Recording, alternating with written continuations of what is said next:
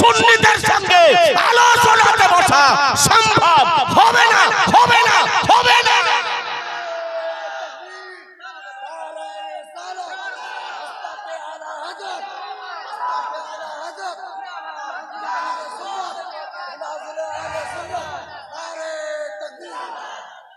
আরে যদি ডাবচার বুঝতে যদি চাই, যেদিন বলবেন পাখির মতো উড়ে চলে আসবে, যেদিন গেট করবেন করেন, যত বড় জালসা থাক জালসা ক্যান্সেল করে চলে আসবে, শুধু সংবাদটা দেবেন।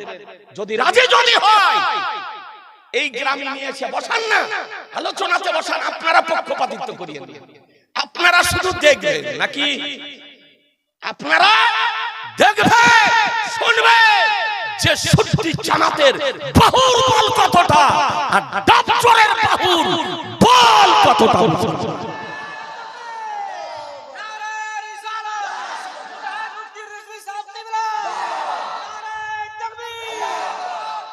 ভাড়ে আপনার তেল নাই, সুন্নি জামাত সম্পর্কে বিরূপ মন্তব্য করে, আমি দায়িত্বশীলতার সঙ্গে চ্যালেঞ্জ করতেছি, আহলুস সুন্নাত ওয়াল জামাতের কোন একটা আকীদাকে কোরআন হাদিস বিরোধী প্রমাণ করা সম্ভব হবে না। সুন্নি জামাতের প্রতিটি আকীদার পিছনে একাধিক করে কোরআন ও হাদিসের দলিল আছে। সুন্নি জামাত দলিল ছাড়া কথা বলে না, কোন দালালি কথা বলে না।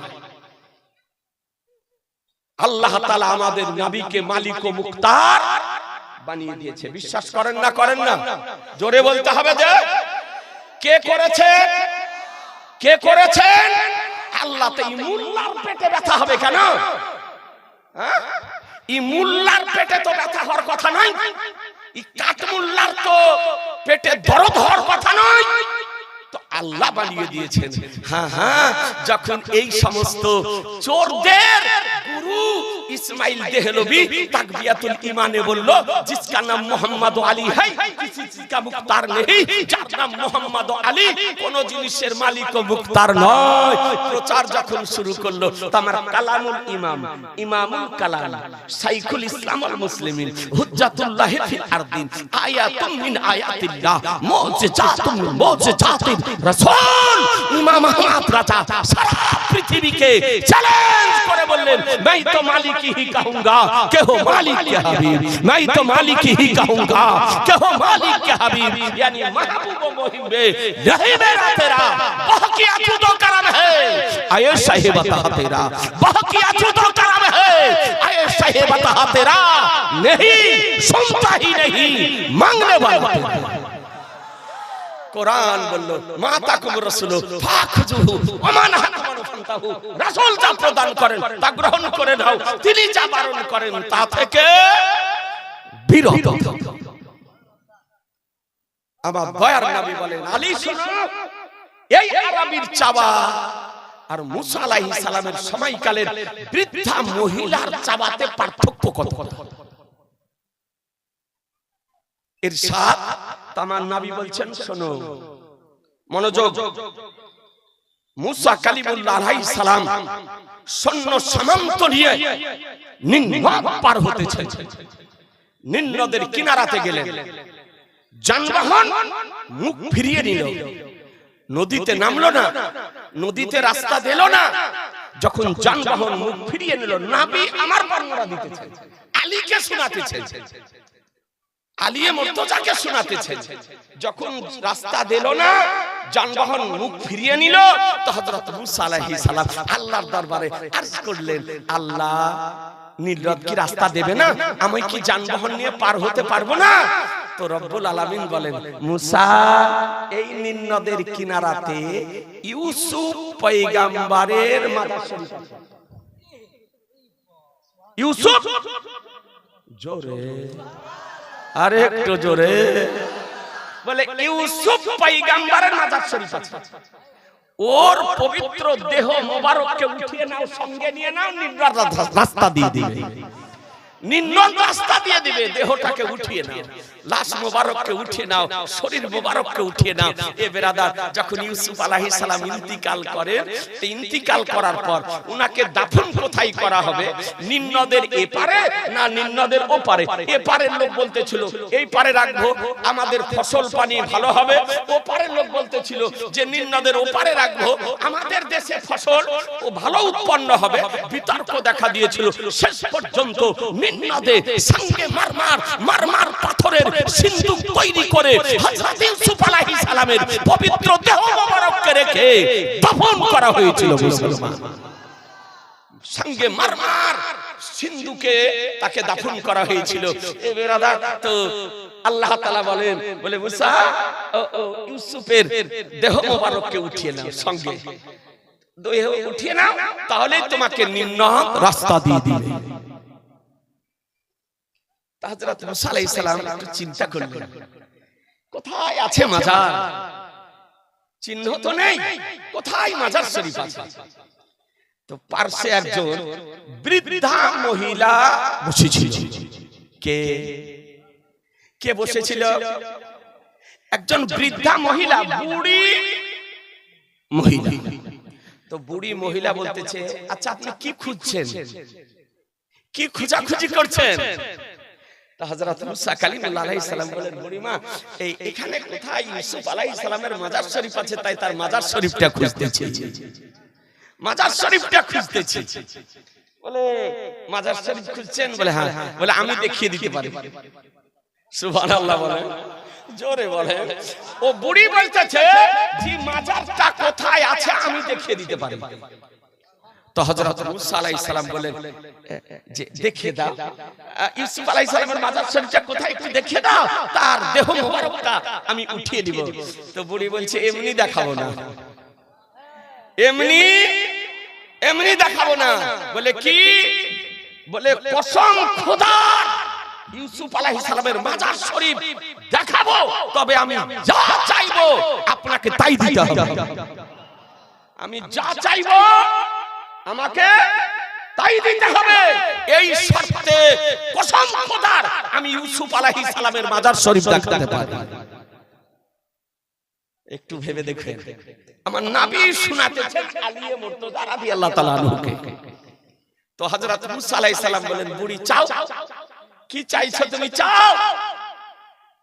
তো বুড়ি বললেন, দেখুন আমি আপনার কাছে জান্নাত চাই।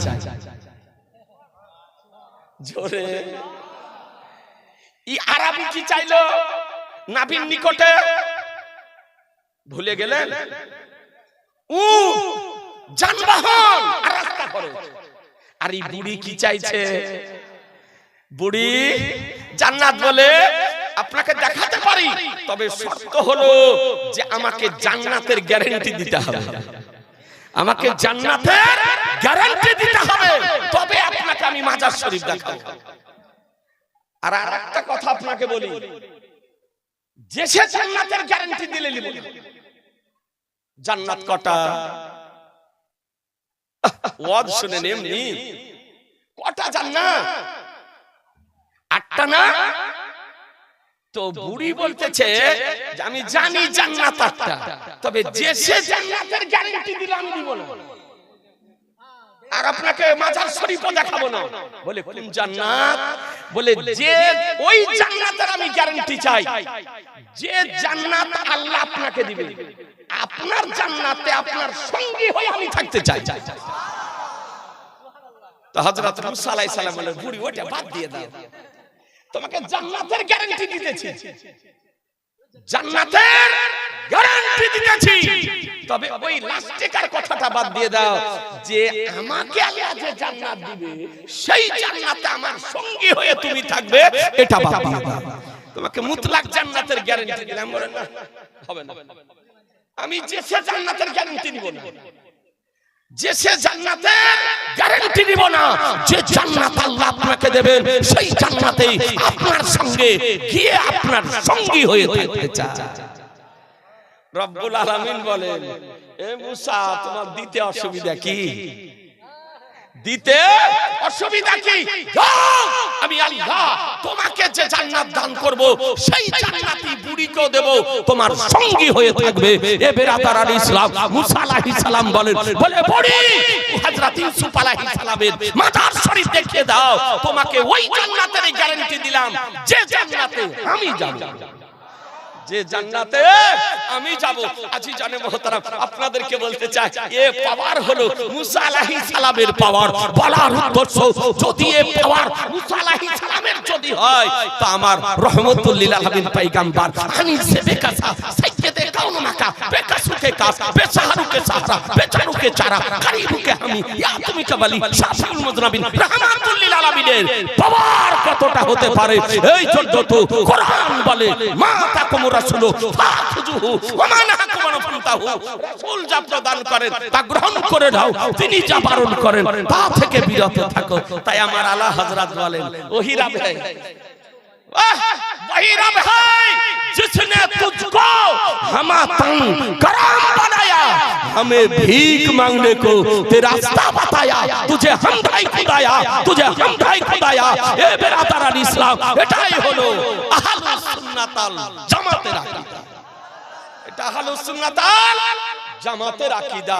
এ বেরাদারান ইসলাম, তো হযরত মুসা আলাইহিস সালাম নিজেরই জান্নাতের গ্যারান্টি দিলেন, বলে দেখাও মাজার শরীফ। তো বুড়ি গিয়ে দেখিয়ে দিল।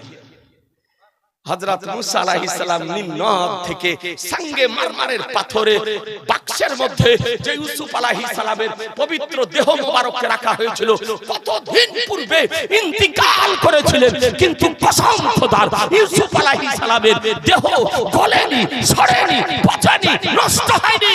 মনে হতেছে আজকেই তার পবিত্র দেহকে বাক্সে রাখা হয়েছে। জোরে বলতে হবে এ বেরাদারান ইসলাম। তাহলে হাদিসটি থেকে কয়েকটি আকীদা প্রমাণিত হলো। একটি আকীদা প্রমাণিত হলো যে আল্লাহ আমাদের নবীকে মুখতারে কায়নাত বানিয়েছেন, মালিক ও মুখতার বানিয়েছেন।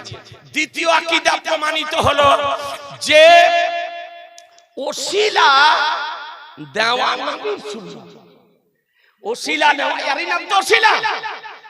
যে ইউসুফ আলাইহিস সালামের মাজার ওসিলাতে নিম্নদ রাস্তা দিল, তাহলে ওসিলা মান্য করা প্রমাণিত হয়। এই জন্য কোরআন বলেছে ইয়া আইয়ুহাল্লাযিনা আমানুত্তাকুল্লাহা ওয়াত্তাকু ইলাইহিল ওয়াসিলা, হে ঈমানদারগণ তোমরা আল্লাহকে ভয় করো আর ওসিলা খোঁজ।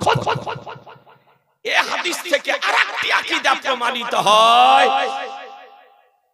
যে নবীগণের দেহ ইন্তিকালের পর নষ্ট হয় না। কথা বুঝা গেল না? নবীগণের দেহ নষ্ট হয় না।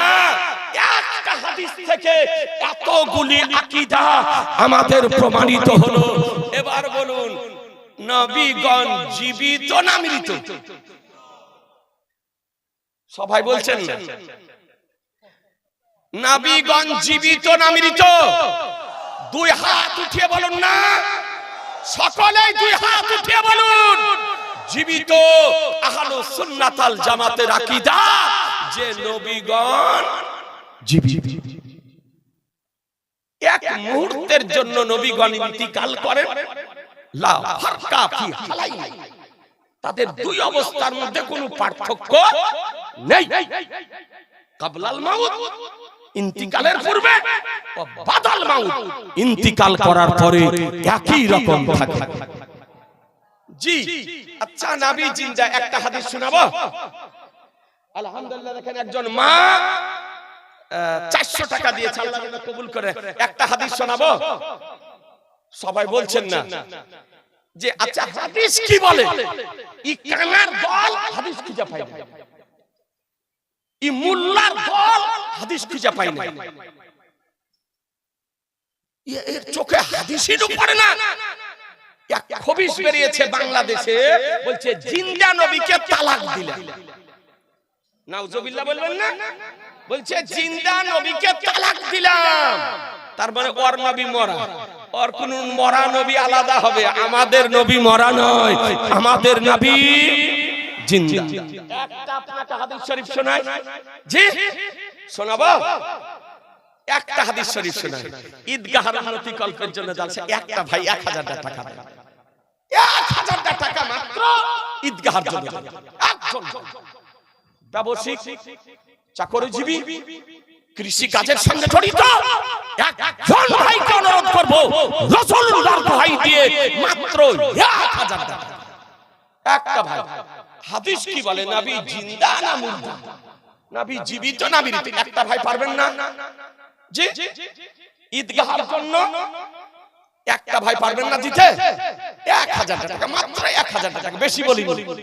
একটু চটচট করে দেন, কয়েকটা আপনাকে হাদিস শরীফ শুনিয়ে দিই, কারণ আমার পরবর্তী বক্তা আছে, তার বক্তব্য আপনাদেরকে শুনতে হবে। এবারে একটা ভাই হাত উঠান না গো। আরে আজকাল মোবাইল মানুষ রিচার্জ করছে 700-800 টাকা করে গো। খেতে না পেলে দিন যাবে, কিন্তু রিচার্জ যদি শেষ হয়ে যায় তো দিন যাওয়া মুশকিল। একজন ভাই, বামুন গ্রামের একজন ভাই নাই, মাত্র 1000 টাকা। এনামুল, আলহামদুলিল্লাহ, এনামুল ভাই আমার 1000 টাকা দিয়েছে। আল্লাহ যেন কবুল করে নেয়, রুজি রোজগারে আল্লাহ তাআলা যেন বরকত দান করে। নারায়ে তাকবীর, নারায়ে রিসালাত, মাসলাক আলা হযরত, 1000 টাকার দাতা জিন্দাবাদ, সুবহানাল্লাহ। আল্লাহ তাআলা যেন কবুল করে নেয়, রুজি রোজগারে আল্লাহ তাআলা যেন বরকত দেন। আর একটা ভাই 1000 টাকা দেন, তাহলে জোড় হয়ে যাবে। বিজোড় করে রাখেন না, এখন না পারে নামটা লিখে দেন, ঈদগাহের প্রাচীর করবে, কাজ করবে, তখন দিয়ে দিন। একটা কোন যুবক নাই দিতে পারবেন না?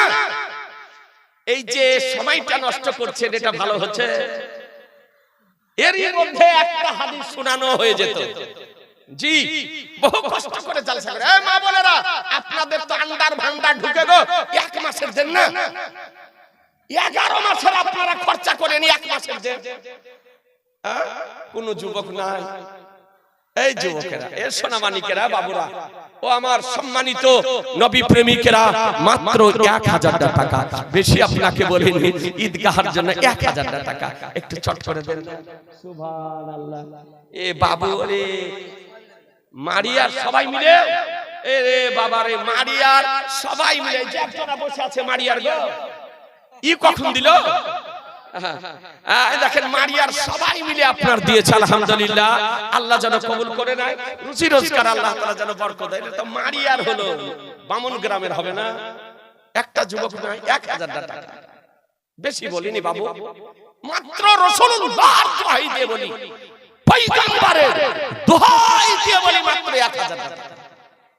একটু হাত উঠান।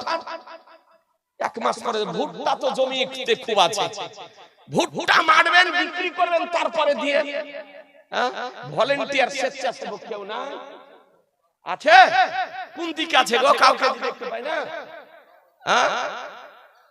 আলহামদুলিল্লাহ, মা বোনদের দিকে একটা রুমাল দিয়ে পাঠান না, মা বোনদের দিকে। আলহামদুলিল্লাহ, এখানে ভাইজান আমার 1000 টাকা দিয়েছে, আল্লাহ যেন কবুল করে নেয়। নারায়ে তাকবীর, নারায়ে রিসালাত, মাসলাক আলা হযরত, 1000 টাকার দাতা জিন্দাবাদ, আল্লাহ যেন কবুল করে নেয়, রুজি রোজগার আল্লাহ তাআলা যেন বরকত দান করে। আপনাকে হাদিস শরীফটি শুনিয়ে দিই। এ ব্রাদার, তবে হাদিস শরীফ আল্লাহর নবী বলেন, আল্লাহু বিত্রুন ইউহিব্বুল বিত্রা, আল্লাহ হলেন বিজোড়, আর আল্লাহ বিজোড়কে ভালোবাসেন। একটা ভাই দিয়ে বিজোড় করে দেন, হাদিসটা শুনলেন। জি, একটা কোন যুবকের, দুইটা তো নগদে হলে, একজনা বাকিতে দিয়ে দেন না। ভুট্টা বলে না, মাকাই বলে? মাকাইও বলে, ভুট্টাও বলে নাকি? জমিতে তো আছে, তো কাটার পর, মারার পর, বিক্রি করার পর দিয়ে না 1000 টাকা। দোয়া করে দিব আপনার বিঘাতে যেন 16 কুইন্টাল করে হয় না, ওর বেশি দরকার। জি, 20 কুইন্টাল তো ভালো যদি হয়, তো 20 কুইন্টালই হবে। উর্বর শক্তি যদি ভালো হয় জমি। আমার আলিয়া মুর্তজা শেরে খোদাকে একজনা জিজ্ঞাসা করেছিলেন যে, আপনি সবই তো ফয়সালা করবেন, এই পাতলা দাড়ি আর ঘন দাড়ির ফয়সালা কোরআন থেকে দিতে পারেন? জি, আমার আলিয়া মুর্তজা রাদিয়াল্লাহু তাআলা জিজ্ঞাসা করেছিলেন, বলে আপনি সব ফয়সালাই তো দিবেন, তো মানুষের মুখে পাতলা দাড়ি আর ঘন দাড়ি কেন হয়? তো আমার শেরে খোদা বলেছিলেন, তারও ফয়সালা কোরআন শরীফে। তারও ফয়সালা কোরআন শরীফ আছে যে পাতলা দাড়ি কেন হয় আর ঘন দাড়ি কেন হয়। দেখেন একজনা সুবহানাল্লাহ 2 3 4 5 600 টাকা দিয়েছে, আল্লাহ যেন কবুল করে নেয়।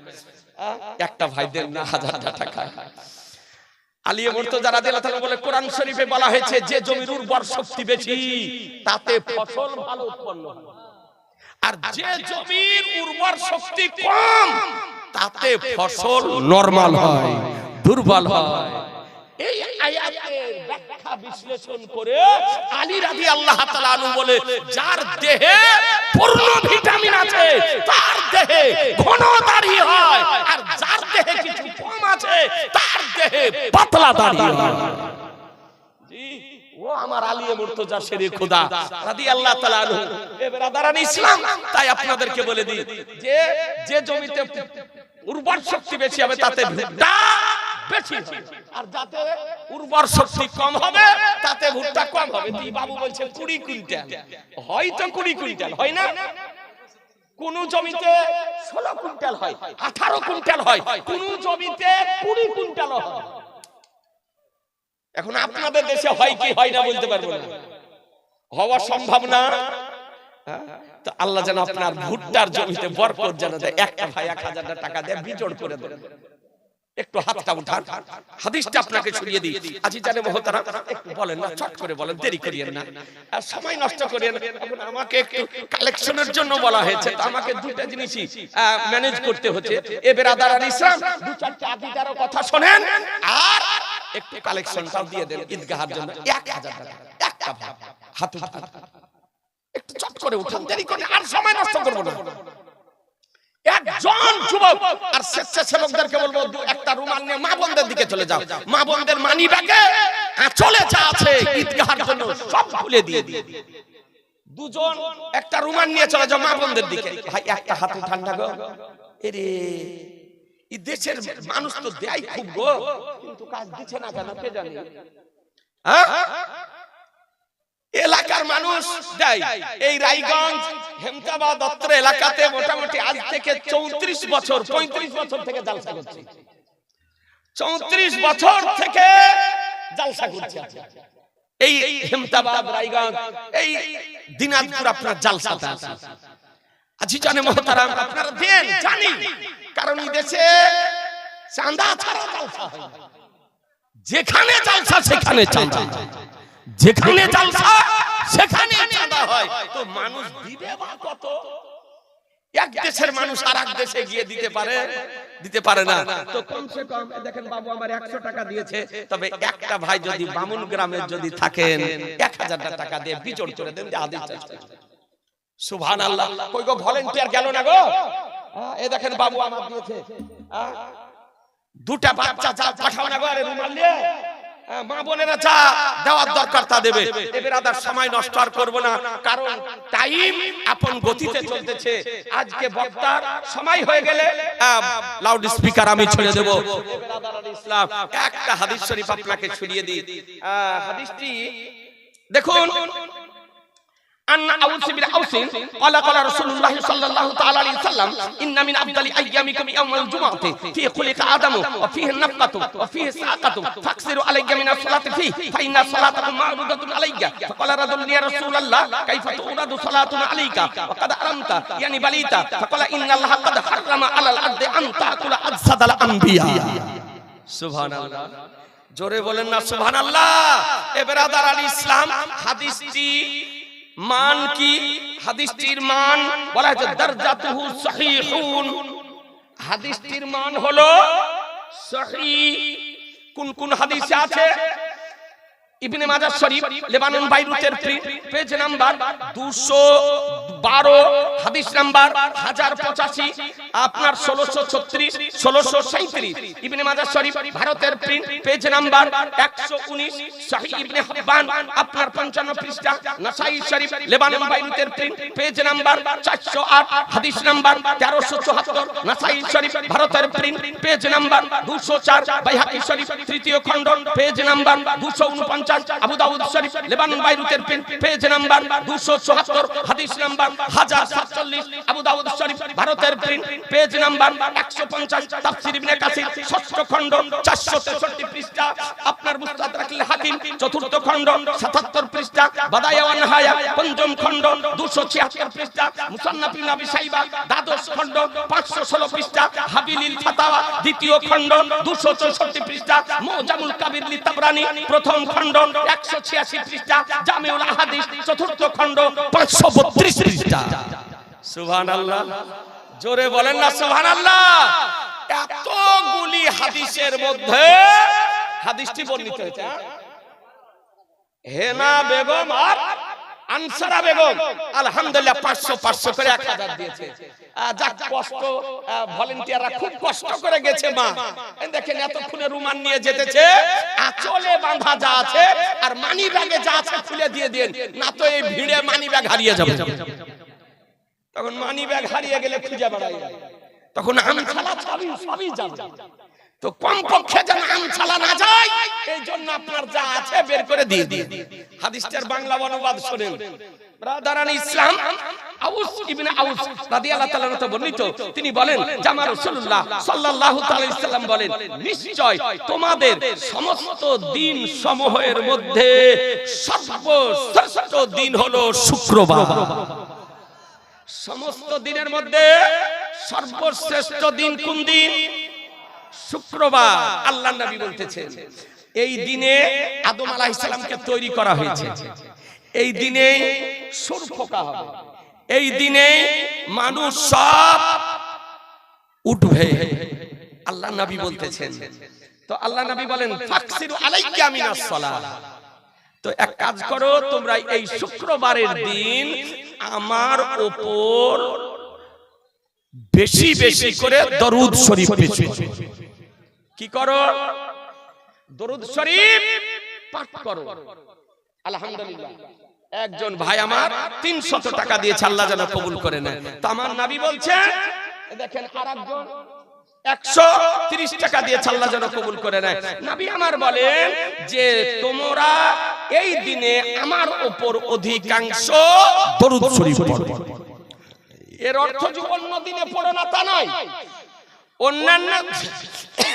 অন্যান্য দিনেও পড়ো আর শুক্রবারের দিন আমার উপরে বেশি বেশি করে দরুদ শরীফ পড়ো কথা বোঝা গেল মনে থাকবে জি কেননা তোমাদের পাঠকৃত দরুদ আমার নিকটে পেশ করা হয় তোমরা যে দরুদ শরীফ পড়ো সেই দরুদ আমার নিকটে পেশ করা হয় তো একজন সাহাবী দাঁড়িয়ে গেলেন দাঁড়িয়ে গিয়ে বলেন ইয়া রাসূলুল্লাহ সাহাবী দাঁড়িয়ে গিয়ে আমার নবীকে বলতেছেন ইয়া রাসূলুল্লাহ হে আল্লাহর রাসূল হাদিস থেকে আরেকটি মশলা জানা গেল যে নবীকে ইয়া রাসূলুল্লাহ বলে ডাকা নাজায়েজ নয় বেদাত নয় শিরক নয় নবীকে ইয়া রাসূলুল্লাহ বলে আহ্বান করা সাহাবীদের সুন্নাত কার সুন্নাত সাহাবীদের সুন্নাত ইয়া রাসূলুল্লাহ বলে আহ্বান করা আহলুস সুন্নাত ওয়াল জামাত বাতিলকে যত রকমের ভ্রান্ত মতবাদ পোষণকারীগণ নতুনত্ব নামে নতুনত্ব দলে আত্মপ্রকাশ করেছে তারা বলতেছে ইয়া রাসূলুল্লাহ বলে আহ্বান করা যাবে না বলছে না জায়েজ শিরক বেরাদার আল ইসলাম বুখারী মুসলিম তিরমিজি আবু দাউদ নাসাই ইবনে মাজাহ বাইহাকি দারমি দারকুতনি কানজুল উম্মাহ মুসান্নাফ ইবনে আবি শাইবা প্রভৃতি হাদিসের কিতাব উঠিয়ে দেখুন সাহাবায়ে কেরামগণ নবীকে যখন আহ্বান করেছেন তো ইয়া রাসূলুল্লাহ বলে আহ্বান করেছেন এটা আহলুস সুন্নাত ওয়াল জামাতের আকীদা যে নবীকে যদি আহ্বান করো তো সম্মান সূচক শব্দ দ্বারা আহ্বান করো উঠিয়ে দেখুন তাফসিরে সাবি 4 খণ্ডে বিভক্ত, পিওর আরবিতে লেখা। তার মধ্যে আল্লামা সাবি রাহমাতুল্লাহ আলাইহি বলেন, আতাকুলু ইয়া মুহাম্মাদু বাল কুলু ইয়া রাসূলুল্লাহ ইয়া নবী আল্লাহ ইয়া হাবিবাল্লাহ। তোমরা নবীকে নাম ধরে ডেকো না, নাম ধরে ডেকো না, ইয়া মুহাম্মাদ বলে ডেকো না। নবীকে যদি ডাকো ইয়া রাসূলুল্লাহ বলে ডাকো, নবীকে যদি ডাকো ইয়া নবী আল্লাহ বলে ডাকো, নবীকে যদি ডাকো ইয়া হাবিবাল্লাহ বলে ডাকো, নবীকে যদি ডাকো সম্মান সূচক শব্দ দ্বারা আহ্বান করো। সুতরাং হাদিস থেকে বোঝা গেল ইয়া রাসূলুল্লাহ বলে ডাকা যাই। এরপরে যদি কোন বক্তা যদি বলে ইয়া রাসূলুল্লাহ বলে ডাকা চলবে না, তো তার কথা মান্য করবেন। জোরে বলেন না, মান্য করবেন। কোন ডাক্তার যদি বলে, কোন তথাকথিত আজহারি যদি বলে, কোন যদি চোর যদি বলে, কোন যদি আপনার মাস্টার যদি বলে যে ইয়া রাসূলুল্লাহ বলে ডাকা চলবে না, তবে তাদের কথা শুনবেন না, হাদিসের কথা। জোরে বলে হাদিসের কথা, তাই না? এ বেরাদার আল ইসলাম, তো সাহাবী বলতেছেন ইয়া রাসূলুল্লাহ, ইয়া রাসূলুল্লাহ, কেমন করে আমাদের পাঠকৃত দরুদ আপনার নিকটে পেশ করা হবে যেদিন আপনি ইন্তিকাল করে যাবেন, কবর শরীফে যাবেন, ইন্তিকাল করে যাবেন, সেই দিন আমাদের পাঠকৃত দরুদ আপনার নিকটে কেমন করে পৌঁছাবে? তা আমার রাসূলুল্লাহ সাল্লাল্লাহু তাআলা আলাইহি সাল্লাম বলেন, শোনো, নিশ্চয় আল্লাহ তাআলা জমিনের জন্য নবীগণের দেহকে খাওয়া হারাম করে দিয়েছে। নবীগণের দেহকে খাওয়া হারাম করে দিয়েছে। বুঝা গেল হাদিস শরীফ থেকে নবীগণের দেহ গলে না, নবীগণের দেহ সরে না, নবীগণের দেহ নষ্ট হয় না, নবীগণের দেহ অক্ষত অবস্থায় থাকে। তাই তো নবী আমার মেরাজের রাত্রিতে যাওয়ার কালে নবী আমার মুসা পয়গম্বরকে কবরে দাঁড়িয়ে নামাজ পড়তে দেখে বলেন, রাইতু মুসা ইউসাল্লি ফি কবরিহি কায়মান, মুসা পয়গম্বরকে দেখলাম কবরে দাঁড়িয়ে নামাজ পড়তেছে। বাইতুল মুকাদ্দাসে গেলেন মেরাজের রাত্রিতে, আদম আলাইহিস সালাম থেকে নিয়ে ঈসা আলাইহিস সালাম পর্যন্ত সমস্ত নবী রাসূলগণ আমাদের নবীর পিছনে নামাজ পড়লেন। এবার বলুন, মৃত ব্যক্তি নামাজ পড়ে না জীবিত ব্যক্তি? জোরে বলেন না, মৃত ব্যক্তি না জীবিত ব্যক্তি? জীবিত ব্যক্তি নামাজ পড়ে। এ বেরাদার, আজ থেকে আপনাদেরকে বলি, হ্যাঁ হ্যাঁ, এটাই আহলুস সুন্নাত ওয়াল জামাতের আকীদা। এ বেরাদার, আজকে হানাফি বলেন, শাফি বলেন, মালিকি বলেন, হাম্বলি বলেন, চার মাযহাব মান্যকারীদের আকীদা নবী জীবিত। তাই তো আমার সরকারে আলা হযরত ইমামে ইশক ও মোহাব্বত ইমাম আহমদ রাজা বলেন, তু জিন্দা है बल्दा, तू जिंदा है बल्दा, तू जिंदा है बल्दा, तू जिंदा है बल्दा, मेरे चश्मे आलम से छुप जाने वाले चमक तुझसे पाते हैं, सब पाने वाले मेरा दिल भी चमका दे, चमकाने वाले मेरा दिल भी चमका दे, चमकाने वाले। ऐ बिरादर, ए আহলুস সুন্নাত ওয়াল জামাতের আকীদা দিবালোকের ন্যায় প্রমাণিত। কথা বুঝা গেল? বুঝতে পারলেন না? পারলেন না? ওয়াহাবিদের আকীদা কোন ভাই থাকলে রাখবে দিও, ভ্রান্ত মতবাদ পোষণকারীদের আকীদা, হাড়ি বহনকারীদের আকীদা, মসজিদে রান্না করা, মসজিদে খাওয়া, মসজিদে শোয়াদের আকীদা, যে নবী মরে মাটির সঙ্গে মিশে গেছে। দেখুন উঠে, এদের নেতা হলো, জন্মদাতা হলো, তার নাম হলো ইসমাইল দেহলভী। কিতাবটির নাম তাকবিয়াতুল ঈমান। তার 42 পেজে লিখতেছে যে নবী মরকার মাটি মে মিল গয়া, বলে নবী মরে মাটির সঙ্গে মিশে গিয়েছে। নাউজুবিল্লাহ, জোরে নাউজুবিল্লাহ। তো যার আকীদা নবী মরে মাটির সঙ্গে মিশে গিয়েছে, যারা বলে নবী মরে গিয়েছে, তাদের দলে যাওয়া চলবে? জোরে বলেন না, তাদের দলে যাওয়া চলবে? ওদেরকে সমর্থন করা যাবে? ওদের পিছনে নামাজ পড়া যাবে? জিনা মুসলমান জেনে নিতে হবে, যারা নবীকে মরা বলে, মরে মাটির সঙ্গে মিশে গিয়েছে, এরা নবীর পক্ষের ব্যক্তি নয়, এরা হলো আবু জাহলের দলের লোক। এরা আবু জাহলের দলের লোক। আলহামদুলিল্লাহ, আজকে 200 টাকা দিয়েছেন। নবী যেদিন আমার ইন্তিকাল করেন, সেদিন কাফেরেরা বলতেছিল আজ নবী মরেছে, আজ নবী মরেছে, শান্তি পেলাম। যখন নবীকে মদিনার রাস্তাতে মরা বলল, ইসলাম জগতের দ্বিতীয় খলিফা আমিরুল মুমিনিন উমর ফারুক রাদিয়াল্লাহু তাআলা আনহু বাড়ি থেকে উলঙ্গ তরবারি নিয়ে সেই দিন মদিনার রাস্তাতে বেরিয়েছিলেন। বলে যে ব্যক্তি আমার নবীকে মরা বলবে, সর্বপ্রথম উমর ফারুকের উলঙ্গ তরবারি তার গর্দানে চলবে। তাহলে বুঝা গেল উমরের আকীদা নবী জিন্দা, আমাদেরও আকীদা নবী জিন্দা। আবু জাহাল তার দলবলের আকীদা ছিল নবী মরা, ওদেরই কাট বেটা যারা, ওদের আকীদা হলো নবী মরা। বুঝতে পারলেন কথা? এ ব্রাদার আলী ইসলাম, নামাজ যদি পড়তে বলে নামাজ পড়ে নিবে, রোজা যদি রাখতে বলে রোজা রেখে নিবে, যাকাত যদি দিতে বলে যাকাত দেবে, হজ যদি করতে বলেন হজও যাবে, হাড়ি যদি বহন করতে বলেন হাড়িও বহন করে নিবে। কিন্তু কাকে যদি বলেন একটু আসুন দাঁড়িয়ে সালাম পড়ে নি, ইয়া নবী সালাম আলাইকা, ইয়া রাসূল সালাম আলাইকা, ইয়া হাবিব সালাম আলাইকা, সালাওয়াতুল্লাহি আলাইকা, তো মাথা ব্যথা, জি মাথায় দরদ, কোমরে আর সোজা হয় না, পাথর নড়ে তো আর নড়ে না গো। 100 জন মানুষের মধ্যে বসে আছে, নবীর সামনে দাঁড়িয়ে একটু আদব সহকারে সালাম করব। কোরআন বলেছে নবীর উপরে দরুদও পড়ো, নবীর উপরে সালাম করো, সালাম করতে হবে। তো আল্লাহ বসারও কথা বলেননি, দাঁড়ারও কথা বলেননি, কথা বুঝছেন না? তো যদি দাঁড়িয়ে যদি পড়ি তো অপরাধ হবে, কথা বলেন না, জোরে একটু বলেন। আল্লাহ তো বলেননি যে বসে পড়ো। যদি আল্লাহ বলতেন আমার নবীর উপরে সালাম বসে পড়ো, আর তারপরে যদি আমরা দাঁড়িয়ে পড়তাম তবে অন্যায় হতো নাকি? তো আল্লাহ বলেছেন আমার নবীর উপরে দরুদ পড়ার খুব সালামও পড়ো, বসারও কথা বলেননি, দাঁড়ারও কথা বলেননি। এ বেকুব, যদি একটু দাঁড়িয়ে যদি সালাম যদি পড়ি তো অপরাধ কোথায় হলো?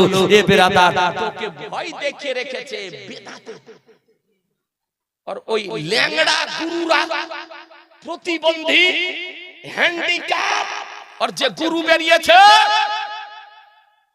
উড়ি ভুটা ভুড়ি মোটা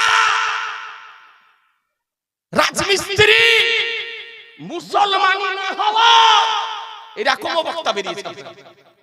জি, আর বাপ ছিল মুচি, তারপরে পরে মুসলমান হয়েছে, জন্মের পর এখন আর মুসলমানি কি করে দিবে, এখন ডাক্তারের কাছে দিয়েছে কি দেয়নি, কি করে বলবো? এইরকম বক্তা বেরিয়েছে মাদ্রাসায় না পড়ে, আজকে তারা এর বিরোধিতা করতেছে। আর একে এমন ভয় দেখা দেখিয়েছে, পাথর নড়ে তো নড়ে না, ও ভাবে যে একটু যদি নড়ে নি তাহলে হারাম হয়ে যাবে, বেদাত হয়ে যাবে। এ বেরাদার আল ইসলাম, নবীর একটা কথা বলেন, কোন এখানে একটা হাজী ভাই আছে, হজে গিয়েছেন বা উমরাতে গিয়েছেন? এখানে একটা কেউ নাই? হজ করতে গিয়েছেন বা উমরা, এখানে যদি না থাকে আপনার এলাকাতে যদি থাকে তো গিয়ে জিজ্ঞাসা করবেন, পৃথিবীর হাজী হজ করতে গিয়ে আমার নবীর মাজার শরীফে দাঁড়িয়ে সালাম পেশ করে। কি করে? কি করে? দাঁড়িয়ে সালাম পেশ করে। বলো মুসলমান, মদিনা শরীফে গিয়ে নবীর রওজাতে দাঁড়িয়ে যদি সালাম পেশ করা যায় যদি হয়, তো বাবুল গ্রামের মাটি থেকে দাঁড়িয়ে নবীকে সালাম দেওয়া জায়েজ হবে না? জোরে বলে যে হবে। এ বেরাদার আল ইসলাম, পৃথিবীর হাজী হজ করতে গিয়ে দাঁড়িয়ে নবীকে সালাম দেয়। আজকে হাদিস শরীফে এসেছে আল্লাহ তাআলা ৭০,০০০ ফেরেশতাকে প্রেরণ করেন সকাল বেলায়, তারা সকাল থেকে সন্ধ্যা পর্যন্ত নবীর রওজা শরীফে মদিনা শরীফে দাঁড়িয়ে দাঁড়িয়ে সালাম পেশ করেন। সূর্যাস্ত যখন চলে যায় তখন তারা চলে যায়, আবার ৭০,০০০ ফেরেশতাকে আল্লাহ প্রেরণ করেন, তারা সন্ধ্যা থেকে সকাল পর্যন্ত নবীর রওজাতে দাঁড়িয়ে দাঁড়িয়ে দরুদ সালাম পড়তে থাকে। তাহলে বোঝা গেল দাঁড়িয়ে সালাম পেশ করা ফেরেশতাদের সুন্নাত। কার সুন্নাত? জোরে বলেন না। ফেরেশতাদের সুন্নাত।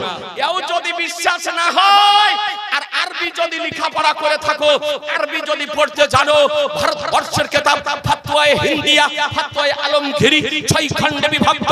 তার প্রথম খণ্ড উঠিয়ে দেখো, তাতে পরিষ্কারভাবে বর্ণিত হয়েছে মুঘল শাসকগণের মধ্যে শ্রেষ্ঠ শাসক জিন্দা পীর সম্রাট আওরঙ্গজেব আলাইহির রহমানিদ্ওয়ানের নেতৃত্বে সেই সময়কালের ফিকহ শাস্ত্রের বিজ্ঞ 500 জন ব্যক্তিকে একত্রিত করে 16 বছর ধরে পৃথিবীবাসীকে যে ফতোয়ার কিতাব প্রদান করে গিয়েছেন, তাতে লিখতেছেন ইয়াকিফু কামা ইয়াকিফু ফিস সালাহ, বলে যেমন নামাজে দাঁড়াও তেমন ভাবে দাঁড়িয়ে নবীর উপরে সালাম পড়ো।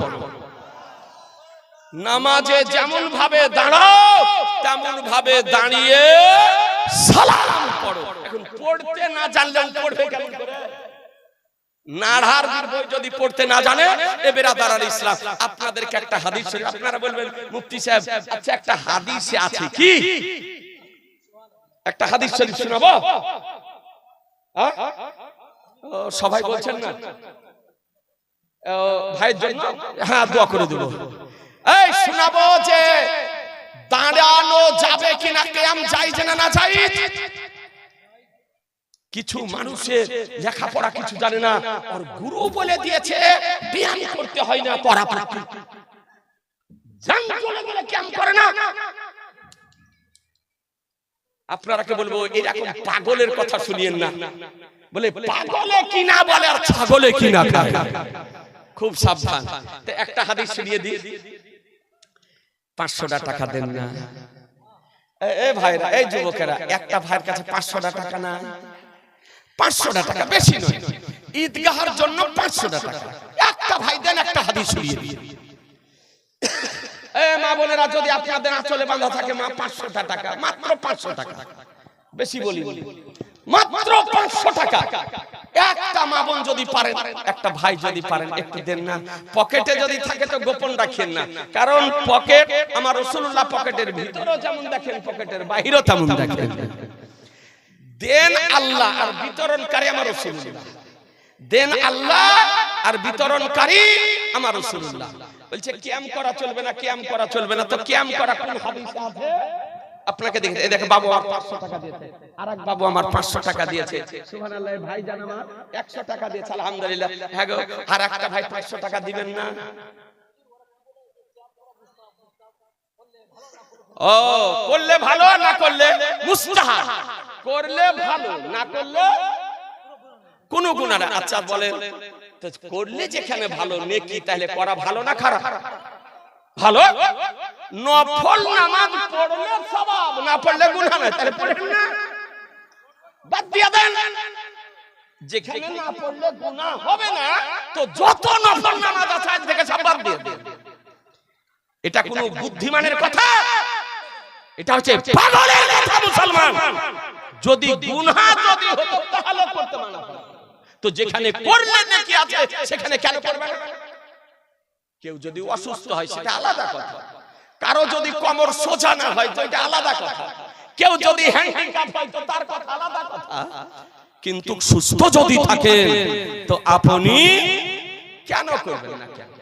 তো আপনাকে একটা হাদিস শরীফ দিয়ে দিই, এ বেরাদারান ইসলাম, আমার নবী পাক সাহেবে লাউলাক একটা হাদিস শরীফ শোনায়। একটা ভাই 500 টাকা দেন না, জি একটা ভাই দেন, চট করে দেন, দেরি করিয়েন না।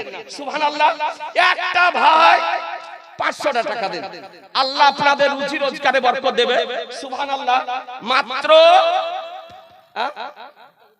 ভুট্টা তো সুবহানাল্লাহ, যদি আপনি টাকায় যদি না দেন তো একজন ভাই ঈদগাহের জন্য 1 কুইন্টাল ভুট্টা দেন। যার 2-5 বিঘা লাগানো আছে, 2-4 বিঘা, 1 কুইন্টাল ভুট্টা লিখিয়ে দেন। হাতটা উঠান না, একটা ভাই হাত উঠাবেন না, 1 কুইন্টাল ভুট্টা একটা ভাই, চট করে বলেন না গো, আরে একজন ভাই 1 কুইন্টাল ভুট্টা, দেরি করিয়েন না। যদি 1 কুইন্টাল পারবেন না, প্রচুর মাঠে ভুট্টা দেখলাম গো, তো যদি 1 কুইন্টাল না পারেন তো 1 মণ করে দেন। 1 মণ একটা ভাই 1 মণ ভুট্টা দেন, হাদিসে ছড়িয়ে দিন, চট করে বলেন না রে সুবহানাল্লাহ। আপনাদের কারো ভুট্টা জমিতে নাই, কেউ চাষ করেননি, বলছি 1 মণ ক কেজিতে 1 মণ হয়? 40 কেজিতে, তো বেশি না, মাত্র 40 কেজি ভুট্টা আপনি দিবেন ঈদগাহের জন্য। এই মা বোনের, আপনারা তো বাড়ির মালিক, ঘরের মালিক, আলমারির মালিক, চাবির মালিক, টাকার মালিক, যদি আপনারা যদি পারেন তো 1 কেজি আইনুল 50 কেজি, আলহামদুলিল্লাহ, তার মানে 1 গুণে 10 কেজি বেশি। সুবহানাল্লাহ, নারায়ে তাকবীর, নারায়ে রিসালাত, মসলাকে আলা হযরত। বহিনীতে তো হয়েছে, বহিনীতে তো হয়েছে, বহনি হলি হবে, তার একটা ভাই দিয়ে দেন না 50 কিলো। জি, হাদিসটা শুনলেন জি, একটা ভাই 50 কিলো ভুট্টা। দেখলাম প্রচুর ভুট্টা আছে জমিতে গো, এতে খরচা কম, লাভ বেশি। এই জন্য সব দেশে ভুট্টার চাষ হচ্ছে। আমাদের মুর্শিদাবাদে আগে হতো না, এখন দেখছি মুর্শিদাবাদও চুটিয়া হচ্ছে, মালদাতেও হতেছে ভুট্টার চাষ, কারণ এতে খরচ কম, লাভ। এত কম খরচে ফসল, এত ফলন হয় না। একটা ভাই 50 কিলো, হাত উঠান না, ই আল্লাহ, একটা না, পারবেন না? একজন ভাই 50 কিলো ভুট্টা ঈদগাহের জন্য উঠবে, তারপরে আল্লাহ আপনার রুজি রোজগারে বরকত দেবে। কই গো, উঠাবেন না? আরে মাত্র 50 কিলো বলেছি গো, একটা ভাই হাত উঠান, চট করে উঠান, দেরি করিয়েন না। আলহামদুলিল্লাহ, আল্লাহ আপনাদের রুজি রোজগারে বরকত দেবে, খেতে খাবারে বরকত দেবে। মা বোনদেরকে বলবো, মা বোন আপনারা যদি পারেন দেন। এরা বলতেছে যে কিয়াম করা কোনো হাদিসে না, কোনো হাদিসে না, বলছে করলেও চলে, না করলেও চলে। জি, হাড়ি বহা কোন হাদিসে আছে? 40 দিনের চিল্লাতে যাওয়া, বাড়ি ঘর ছেড়ে মসজিদে থাকা, মসজিদে খাওয়া, মসজিদে শোয়া, মসজিদে পেঁয়াজ কাটা, মসজিদে রসুন কাটা, আর মসজিদকে রান্না ঘর বানা, এটা কোন হাদিসে আছে? তো বেদাত, এমনি বেদাত নয়, পাকা বেদাত। কেউ যদি চ্যালেঞ্জ করেন তো আলোচনাতে বসেন। এই জামাতে বের করা তো সেদিন তৈরি হলো, এটার তৈরি কারক কে? ইলিয়াস কান্ধলভি। ইলিয়াস কান্ধলভি আপনার তৈরি করেছে এই তাবলিগি জামাত। হাঁড়ি নিয়ে ডগরে ডগরে, নগরে নগরে, মসজিদে মসজিদে যাওয়ার ব্যবস্থাপনা করেছে। এর নাম হলো ইলিয়াস কান্ধলভি। ওকে, কিতাবটি নাম দ্বীনি দাওয়াত, মৌলভী ইলিয়াস কান্ধলভি আর দ্বীনি দাওয়াত। কিতাবটির লেখক একটা দেওবন্দি মৌলভী, তার নাম হলো আবুল হাসান নাদভী। দেখতে যদি হয়তো দেখেলেন, ওর ভিতরে লিখতেছে যে, বলতেছে জহিরুল হাসান, মানুষেরা মনে করতেছে যে আমার এটা হলো নামাজের আন্দোলন, কিন্তু এটা নামাজের আন্দোলন নয়। এক নই কওম পয়দা করনি है, একটা নতুন দল তৈরি করা আমার উদ্দেশ্য। আমার মনের উদ্দেশ্য কেউ পায়নি। কে বলতেছে? তাবলিগি জামাতের প্রতিষ্ঠাতা যে মৌলভী ইলিয়াস কান্ধলভি বলেছে, আর এটা দেওবন্দি মৌলভী আবুল হাসান নাদভী তিনি দাওয়াত ও মৌলভী ইলিয়াস কান্ধলভি কিতাবের মধ্যে বর্ণনা করেছে। যে লোক মনে করছে নামাজের আন্দোলন, এটা নামাজের আন্দোলন নয়। আমার মনের উদ্দেশ্য কেউ বুঝতে পারেনি। একমাত্র উদ্দেশ্য হলো নতুন দল তৈরি করা। কি করা? নতুন দল তৈরি করা। কোন যদি তাবলিগে যাও ভাই যদি থাকেন, আপনাকে বলবো লাইব্রেরি থেকে কিনেন বইটি। সুন্নিরা লেখক নয়, দেওবন্দি মৌলভী আবুল হাসান নাদভী হলো লেখক। বইটির নাম দ্বীনি দাওয়াত। সেই বইটি আপনি পড়ে দেখুন কি লিখেছে, তারপর আপনি ফয়সালা করিয়ে দিন। আর নতুন দল যদি হয়, ওই দলটা ভালো হবে না খারাপ? জোরে বলেন। খারাপ। কেন? আল্লাহর নবী বলতেছেন মিশকাত শরীফ প্রথম খণ্ডের 30 পৃষ্ঠাতে ইন্না বানি ইসরাঈলা তাফাররাকাত সিনাতাইন সাবিনা মিল্লাতান তাফতারি উম্মতি আলা সালাসি সাবিনা মিল্লাতান কুল্লুহুম ফিন্নার ইল্লা মিল্লাতান ওয়াহিদাতান ক্বালু মান ইয়া রাসূলুল্লাহ ক্বাল মান আলাইহি ওয়া সাহাবী। নবী আমার বলেন নিশ্চয় বনি ইসরাইল সম্প্রদায়ের মধ্যে 72টি দল হয়েছিল, আর আমার উম্মতের মধ্যে 73টি দল হবে। একটি দল বাদ দিয়ে বাকি 72টি দল জাহান্নামে যাবে। কোথায় যাবে? জাহান্নামে যাবে। একটি দল জান্নাতে যাবে। একটি দল, কথা বলছেন না যে 73টি দল হবে, হয়নি। নবী আমার বলতেছেন হয়নি, হবে। তাহলে 72টি যে আরো দল হবে, এটা নতুন দল হবে। এটা কি দল হবে? কথা বুঝার চেষ্টা করুন। কি দল হবে? নতুন দল হবে। আল্লাহর নবী বলছেন এই দলগুলি হবে জাহান্নামী দল, আর একটি দল হবে জান্নাতি দল। সেটা কি? বলে মা আন আলাইহি ওয়া সাহাবী, যে পথ মতের উপরে আমি এবং আমার সাহাবায়ে কেরামগণ রয়েছেন, এই পথের মতের উপরে যারা পরিচালিত হবে তারাই হবে জান্নাতি দল, তারাই হবে জান্নাতি দল। আর বাকি 72টি দল কি হবে? জাহান্নামী। তারা নতুন না পুরাতন? জোরে বলে নতুন। এ বেরাদার, তাহলে তাবলীগী জামাতের লিডার ইলিয়াস কান্ধলবি বলতেছে এটা নামাজের আমার উদ্দেশ্য নয়, তাহরিক নামাজের নয়, এক নই কওম পয়দা করনি হ্যায়, নতুন দল তৈরি করা। তাহলে বোঝা গেল যে নতুন দল তৈরি করবে নবীর ভাষাতে, নবীর কথাতে, সেই দলটি ভ্রান্ত দল হবে, সেই দলটি জাহান্নামী দল হবে। একটি দল জান্নাতি। বেরাদার, তার নাম কি?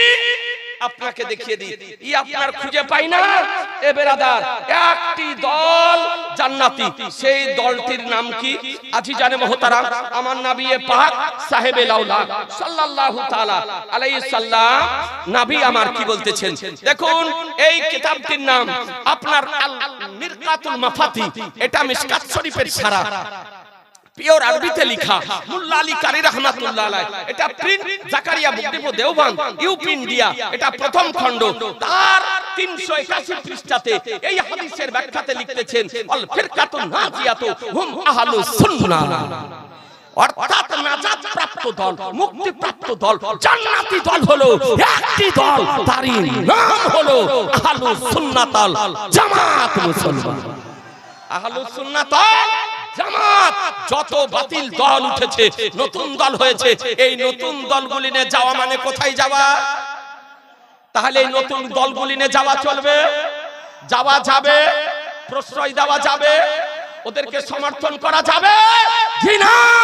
কোন ভাই যদি ভুলবশত গিয়ে যদি থাকেন, এখনো তওবার দরজা খোলা আছে, তওবা করে আহলুস সুন্নাতাল জামাতের প্ল্যাটফর্মে ফিরে আসুন।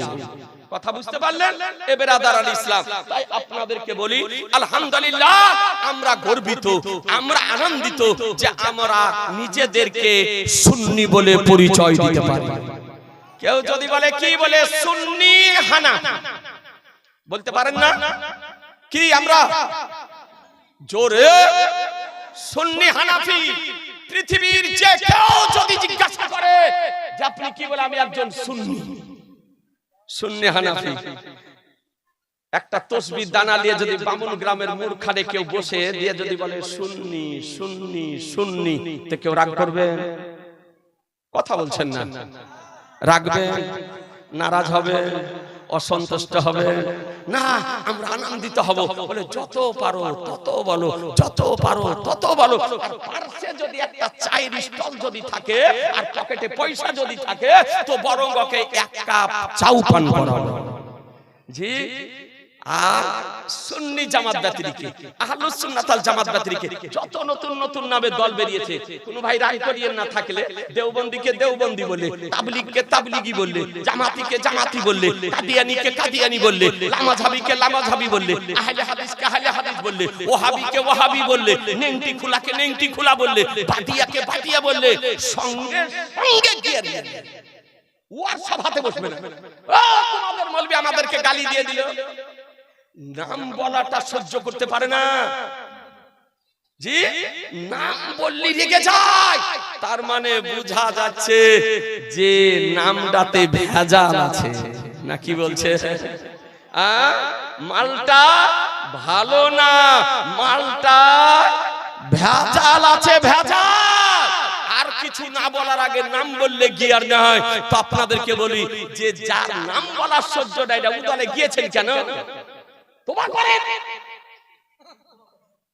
তোবা করেন, পুরা সুন্নি জামাতের প্ল্যাটফর্মে ফিরে আসুন, সুন্নি জামাতের দলে ফিরে আসুন, কত মতে ফিরে আসুন, ওই দলকে বাদ দেন। আপনাদেরকে অনুরোধ করব ভাই, শরীয়তের বিধান হলো একমাত্র মুতাকিব ব্যক্তি, এতে কাফকারী ব্যক্তি মসজিদে খেতে পায়, মসজিদে একটু আরাম করতে পায়, তবুও খুব সতর্কতার সঙ্গে, খুব সতর্কতার সঙ্গে যেন মসজিদ গন্দেগি যেন না হয়, অপবিত্র যেন না হয়ে যায়, ঝুটা এটো যেন না পড়ে যায়, খুব সতর্কতার সঙ্গে। কেবলমাত্র এতে কাফকারী ব্যক্তির জন্য, তাছাড়া কোন মানুষের জন্য মসজিদে শোয়া জায়েজ নয়, মসজিদে আরাম করা জায়েজ নয়, মসজিদে খাওয়া জায়েজ নয়, মসজিদে ঘুমা জায়েজ নয়, মসজিদে কেরোসিন তেল জ্বালানো জায়েজ নয়, মসজিদে আপনার পেঁয়াজ কাটা, রসুন কাটা আপনার জায়েজ নয়। এগুলো শরীয়তে সব বারণ করা হয়েছে। এটা শরীয়তের মশলা, শরীয়তের মশলাই বুঝেন জি। তো মসজিদের ইহতিরাম যে বুঝে না, ও আপনার ইবাদত কি করে বুঝবে? এক মসজিদে দেখছি জাবালের সময় একবারে নিসফুন নাহার, যে সময়তে নামাজ পড়া চলে না, ও হাঁড়ি বহাতে বহাতে যে ওযু করে ওই সময়তে নামাজ পড়তে শুরু করেছে। বলে তুমি হাঁড়ি বহে মশলা শিখা যায়? মশলা যদি শিখতে হয় মাদ্রাসাতে যেতে হবে, আলেমের কাছে যেতে হবে, তবে তুমি মশলা শিখতে পাবে, তবে তুমি মশলা শিখতে পাবে। অনুরোধ করে বলি ভাই, আপনাকে আক্রমণ করার জন্য কথা বলতেছি না, আপনার ঈমানকে রক্ষা করার জন্য কথা বলতেছি, ঈমানের হেফাজতের জন্য কথা বলতেছি। কেউ যদি ভ্রান্ত দলে গিয়ে যদি থাকেন, এখনো সময় আছে। সুন্নি জামাতের পক্ষ থেকে মেসেজ দিতেছি, বার্তা দিতেছি, পয়গাম দিতেছি যে সুন্নি জামাতের প্ল্যাটফর্মে ফিরে আসুন, ইহ জগত মঙ্গল হবে, পর জগত মঙ্গল হবে। তো হাদিস কিয়াম করা হাদিস কোন হাদিসে আছে? আপনাকে একটা মাত্র হাদিস শরীফ আপনাকে দেখিয়ে দিই। আজিজানে মুহতারাম, আন আবি সাঈদ আল খুদরি আন্না খালা কুরাইদা তানাযালু আলা হুকমি সাদিন ফারসালা নবী সাল্লাল্লাহু তাআলা আলাইহি সাল্লাম ফাইলাইহি ফাজা ফাকালা কুমু ইলা সাইয়্যিদিকুম। জোরে আর একটু জোরে।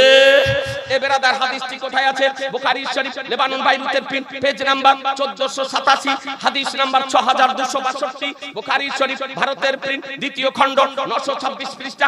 আবু দাউদ শরীফ লেবানন বাইরুতের পেজ নাম্বার 1093। আবু দাউদ শরীফ দ্বিতীয় খণ্ড ভারতের প্রিন্ট 708 পৃষ্ঠা। সিহাহ তার মধ্যে দুখানা হাদিসে এই হাদিসটি আপনার বর্ণিত হয়েছে, বিশুদ্ধ সনদে বর্ণিত হয়েছে। হাদিসের বাংলা অনুবাদটা শুনেন। আবু সাঈদ খুদরি রাদিয়াল্লাহু তাআলা বর্ণিত, তিনি বলেন, নিশ্চয় কুরাইজাবাসী যখন সাদের হুকুমে অবতরণ করলেন, তো নবী সাল্লাল্লাহু আলাইহি সাল্লাম তার দিকে প্রেরণ করলেন। তিনি যখন আসলেন, তো নবী সাল্লাল্লাহু আলাইহি সাল্লাম বলেন, কুমু ইলা সাইয়্যিদিকুম, তোমাদের সরদারের জন্য দাঁড়িয়ে যাও, তোমাদের সরদারের জন্য দাঁড়িয়ে যাও। ইমাম বুখারী রাহমাতুল্লাহ আলাইহি বুখারী শরীফে অধ্যায় বেঁধেছেন, পরিচ্ছেদ বেঁধেছেন, বাবু কুমু ইলা সাইয়্যিদিকুম, কুমু ইলা সাইয়্যিদিকুম অধ্যায় পরিচ্ছেদ। তাহলে বোঝা গেল যে দাঁড়ানো কারো সম্মানার্থে দাঁড়ানো না জায়েজ নয়। যদি কারো সম্মানে দাঁড়িয়ে সম্মান প্রদর্শন করা না জায়েজ যদি হতো, তো নবী আমার বলতে কথা বলেন না, নবী আমার নির্দেশ দিতেন, নবী আমার হুকুম দিতেন, হুকুম দিতেন না যে নবী আমার শিরক ও বিদআতকে উৎখাত করার জন্য পৃথিবীতে এসেছিলেন। জি, ও নবী হুকুম দিতেন না। তাহলে নবী নিজে হুকুম দিতেছেন, তাহলে বোঝা গেল কি যে কারো দাঁড়িয়ে সম্মান প্রদর্শন করা যায়। হাদিস শরীফ থেকে প্রমাণ। এখন এই হাদিসের ব্যাখ্যা, এই হাদিসের ব্যাখ্যা মুহাদ্দিসিনে কেরাম কি দিয়েছেন? আপনার আমার মন গড়া ব্যাখ্যা চলবে না, কোন বক্তার মন গড়া ব্যাখ্যা চলবে না, কোন মুফতির মন গড়া ব্যাখ্যা চলবে না, কোন আজহারি কোন ডাক্তারের মন গড়া ব্যাখ্যা চলবে না। এই হাদিসের ব্যাখ্যা কি দিতেছে দেখুন, বুখারী শরীফের সারা, তার নাম উমদাতুল কারি, পিওর আরবি, 25 খণ্ডে বিভক্ত। কত খণ্ড বললাম? 25 খণ্ডে বিভক্ত, পিওর আরবি। এর রাইটার আল্লামা বদরুদ্দিন আইনি রাহমাতুল্লাহ আলাই, তিনি এই হাদিসের ব্যাখ্যা দিতেছেন ওই উমদাতুল কারি 22 খণ্ডে 391 পৃষ্ঠাতে। বাইরুত লেবাননের প্রিন্ট, 391 পৃষ্ঠা, 22 খণ্ডে ব্যাখ্যা দিতেছেন। কি ব্যাখ্যা দিতেছেন? যে আন্নাল কিয়াম আলা আরবাতি আওজুহিন, নিশ্চয় কিয়াম হলো 4 প্রকার। কিয়াম কয় প্রকার? জোরে বলেন, কয় প্রকার? 4 প্রকার। মুখস্থ করলেন। আল আব্বালু মাহজুরুন, প্রথম হলো মাহজুর, নিষেধ। ওয়াসানি মাকরুহুন, দ্বিতীয় হলো মাকরুহ। আস-সালিসু জায়েজুন, তৃতীয় হলো জায়েজ। আর রাবিউ মানদুবুন, আর চতুর্থ হলো মুস্তাহাব। কয় প্রকার বললাম? মাহজুর, মাকরুহ, জায়েজ, মানদুব, মুস্তাহাব। 4 প্রকার হলো কিয়াম। এটা আল্লামা বদরুদ্দিন আইনি রাহমাতুল্লাহ আলাইহি এই কুমু ইলা সাইয়্যিদুকুম অধ্যায়ে হাদিসের ব্যাখ্যায় তিনি লিখতেছেন। তারপরে লেখেন ওয়াকালাল বাইহাকি, আর ইমাম বাইহাকি বলেন আল কিয়ামু আলা ওয়াজহিল বিররি ওয়াল ইকরামে জায়েজুন, যে দাঁড়ানো সম্মানার্থে জায়েজ, সম্মানার্থে দাঁড়ানো জায়েজ। কাকিয়ামিল আনসারিল সাদিন, যেমন আনসারদের দাঁড়ানো সাদের জন্য, ও তালহাতালি কাব, যেমন তালহার দাঁড়ানো কাবের জন্য। তাহলে বোঝা গেল হাদিস এবং হাদিসের ব্যাখ্যা থেকে যে সম্মানার্থে দাঁড়ানো জায়েজ, জায়েজ, জায়েজ। কোরআন বলল মা তাকুম রাসূলু ফাখুযুহু ওয়া মা নাহাকুম আনহু ফান্তাহু, রাসূল যা প্রদান করেন তা গ্রহণ করে নাও, তিনি যা বারণ করেন তা থেকে বিরত। মুসলমান, তাহলে বোঝা গেল কিয়াম করা জায়েজ না না জায়েজ? জোরে বলেন না। এরপরে যদি কোন ব্যক্তি নিষেধ যদি করে তো শুনবেন, তার দলে যাবেন, সমর্থন করবেন। জি না মুসলমান, আপনাদেরকে বলি আহলুস সুন্নাত ওয়াল জামাতের উপরে পাহাড়ের মতো স্থির।